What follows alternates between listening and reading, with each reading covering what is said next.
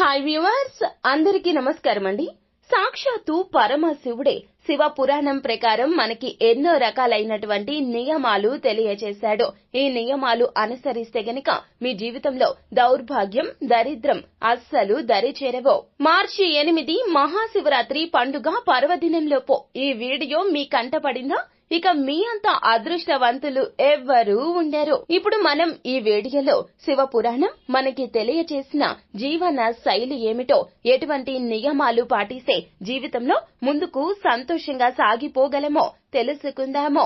అంతకంటే ముందు ఫ్రెండ్స్, వీడియోని పూర్తిగా చూసేయండి. అప్పుడే మేం ఏం చెప్పబోతున్నామో మీకు పూర్తిగా అర్థమవుతుంది. వీడియో గనక మీకు నచ్చినట్లయితే గనక లైక్ చేయండి. మీ లైక్ మాకెంతో సపోర్ట్ అండ్ ఎంకరేజ్మెంట్ గా ఉంటుంది. ఇక మనం ఏ మాత్రం ఆలస్యం చేయకుండా వీడియోలోకి వచ్చేద్దాం. శివుడు లయకారుడు. శివ పురాణంలో తెలుసుకుంటే